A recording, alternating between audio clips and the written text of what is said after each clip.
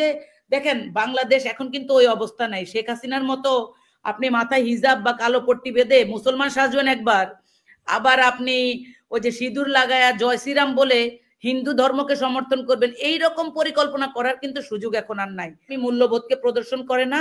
এই তৌহিদি জনতা হচ্ছে যারা বাংলাদেশের মানুষের মধ্যে মুসলিম এবং বাংলাদেশিদের মধ্যে একটা বিভাজন সৃষ্টি করছে। এই তৌহিদি জনতা হচ্ছে কালো পতাকাকারী, যারা ভারতের মিডিয়াতে দেখা যাবে। খুবই গুরুত্বপূর্ণ তৌহিদি জনতা। দেখেন ৩২ নম্বরের বাসা যেদিন ভাঙা হয় তখন কিছু মানুষ কালো পতাকা উড়ায়, এরাই হচ্ছে সেই তৌহিদি জনতা। তো এই কালো পতাকা কারা উড়ায়? আপনি দেখবেন যে ইন্ডিয়ার টিভি চ্যানেলগুলাতে এই কালো পতাকা উড়ানো হয় এবং এদেরকে আইএস বলা হয় বা এদেরকে জঙ্গি বলা হয়, ইত্যাদি জিনিসপত্র বলা হয়। তো এরাই আসলে ওই টাইপের তৌহিদি জনতা। তৌহিদি জনতা মানে কোনো মুসলিম জনগোষ্ঠীকে বোঝানো হয় নাই। আমার কাছে এইটাই মনে হচ্ছে। ধরেন ৩২ নম্বরে ঘটনাটার পর বাংলাদেশে তৌহিদি জনতার ব্যানার নিয়ে যারা মাঠে নামছে, এরা কখনোই এর বাংলাদেশে আগেও তো আপনি দেখেছেন যে মহিলাদের যে ফুটবল খেলা নিয়ে সেখানেও তৌহিদি জনতার বাধার মুখে পড়ে। হুম। এক্স্যাক্টলি এইটাই তো আমি বলতে চাচ্ছি। এটা সম্পূর্ণ ভারতীয় গোয়েন্দা সংস্থার তদারকিতে এই তৌহিদি জনতায় তৈরি হয়েছে। এরা কখনো বাংলাদেশের মুসলিম তৌহিদি জনতা না। এবং উপদেষ্টা মাহফুজুর রহমান এই জিনিসটাই বুঝাইতে চাচ্ছে কিনা আমি আমি জানি না, কিন্তু এজ এ বাংলাদেশের নাগরিক হিসেবে আমরা বাংলাদেশের গত 17 বছরের রাজনীতি দেখেছি এবং এই যে 5ই আগস্টের পরে রাজনীতি দেখছি। বাংলাদেশের আইন শৃঙ্খলা বাহিনী, স্বরাষ্ট্র মন্ত্রণালয় থেকে শুরু করে গোয়েন্দা সংস্থার সঠিক সহযোগিতা না থাকার কারণে ভারতের বর্ডার দিয়ে আউটপাস নিয়ে চলে যাচ্ছে দোসররা। এখন বাংলাদেশকে একটা ক্ষতিগ্রস্ত রাষ্ট্র বানানোর জন্য এই পরিকল্পনা করা হচ্ছে। আমি আপনার মাধ্যমে বাংলাদেশের আম জনতাকে সতর্কতা দিচ্ছি এটাই। এটা আপনার মনে আছে কিনা দেখেন, যখন বিএনপি সরকার ক্ষমতায় থাকে তখন আপনার মির্জা আজমের যে দুলাভাই, ওর নাম হচ্ছে আব্দুর রহমান, তারা এরকম কালো পতাকা উড়াইতো। তখন বাংলাদেশে এরকম একটা পরিস্থিতি তৈরি করার চেষ্টা করেছিল তারা তখন।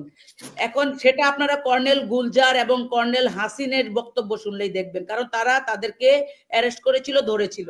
তো আমার কথা হচ্ছে যে দেখেন বাংলাদেশ এখন কিন্তু ওই অবস্থা নাই। শেখ হাসিনার মতো আপনি মাথায় হিজাব বা কালো পট্টি বেঁধে মুসলমান সাজবেন একবার, আবার আপনি ওই যে সিঁদুর লাগায়া জয় শ্রীরাম বলে হিন্দু ধর্মকে সমর্থন করবেন, এই রকম পরিকল্পনা করার কিন্তু সুযোগ এখন আর নাই।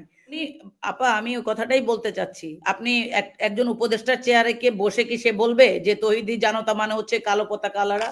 সে তো ওটা বলবে না। কিন্তু আমাদের তো বুঝে নিতে হবে। আপনি গত 17 বছরের রাজনীতি অ্যানালাইসিস করে তো এটা বুঝতে হবে। একই সাথে গত কয়েকদিন ধরে যে ঘটনাগুলা ঘটতেছে, এই যে তৌহিদি জনতার নামে যারা এই কাজগুলা করতেছে, এরা কারা? এদের আইডেন্টিটি ক্রাইসিস কোথায়, বা এরা আসলে কারা? গোয়েন্দা সংস্থাকে বলেন খবর নিতে, তাদের এই কাজটা করা উচিত। আমি আপনাকে বলি, আওয়ামী লীগেও আপনার টুপি দাড়ি আছে, তারা আপনার হুজুর সাজে, কিন্তু তারা তো বাংলাদেশের ভারতের দোসর, এরকমও তো আমাদের কাছে প্রমাণ আছে। আবার এরকম অনেকেই আছে যে গত 15 বছর বাংলাদেশে আরামে ছিল, হাতের মধ্যে লাল সুতা বেঁধে 15 বছর আরামে আছে, এখন আরামে নাই, এরাই তৌহিদি জনতা।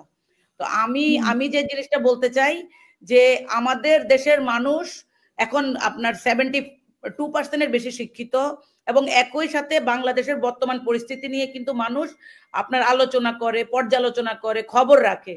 তো এখন ওই তৌহিদি জনতাই, আমার কাছে তৌহিদি জনতা এখন এমন একটা জায়গায় যে আপনি বড় বড় জুব্বা পড়লেই, মাথায় টুপি দিলে বা দাড়ি রাখলেই এরা তৌহিদি জনতা না, এরা জঙ্গিও হতে পারে।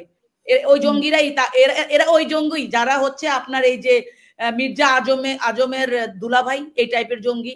এটা তো আমরা প্রমাণ পাইছি। তো এখন বাংলাদেশকে আফগানিস্তান বানানোর পরিকল্পনা করতেছে। বাংলাদেশে এই সমস্ত কালো পতাকা উড়ায় দেখা যাবে যে ইন্টারন্যাশনাল কমিউনিটির কাছে আমাদের দেশকে একটা জঙ্গি রাষ্ট্র বানানোর চেষ্টা করা হচ্ছে। এই ন্যারেটিভ দাঁড়া করানোর জন্য এই কাজটা করা হচ্ছে। আগামী নির্বাচনকে কেন্দ্র করে আপনার ইউনূস সরকার যেন সঠিকভাবে কাজ না করতে পারে, এবং আইন শৃঙ্খলা বাহিনী যেন সঠিকভাবে কাজ না করতে পারে, এবং ডিবিল হান্ট যেটা শুরু করেছে আপনার স্বরাষ্ট্র মন্ত্রণালয়ের তদারকিতে, এই জিনিসটা যেন সাকসেসফুল না হয়, এই জন্য এই কাজগুলা করা হচ্ছে। এটা আমার অ্যানালাইসিস এবং আমার বিভিন্ন ইনফরমেশন পাওয়ার যে সোর্স আছে তাদের কাছ থেকে আমি খবরগুলা নিয়েছি এবং বিভিন্ন লোকজনের সাথে আলোচনা করে এটাই আমার কাছে মনে হয়। তবে সবশেষে যেটা আমি বলবো, এই তৌহিদি জনতা কোনো বাংলাদেশের ইসলামী মূল্যবোধকে প্রদর্শন করে না। এই তৌহিদি জনতা হচ্ছে যারা বাংলাদেশের মানুষের মধ্যে মুসলিম এবং বাংলাদেশিদের মধ্যে একটা বিভাজন সৃষ্টি করছে। এই তৌহিদি জনতা হচ্ছে কালো পতাকাকারী, যারা ভারতের মিডিয়াতে দেখা যাবে, এবং তারাই এখন এই কাজগুলো বাংলাদেশে করার চেষ্টা করছে। আমি বলতে চাই, বাংলাদেশে যারা আইন শৃঙ্খলার দায়িত্বে আছে এবং বাংলাদেশের গোয়েন্দা সংস্থা আছে, এই তৌহিদি জনতা কোন তৌহিদি জনতা এবং তাদের আইডেন্টিটি বাংলাদেশের মানুষের সামনে তুলে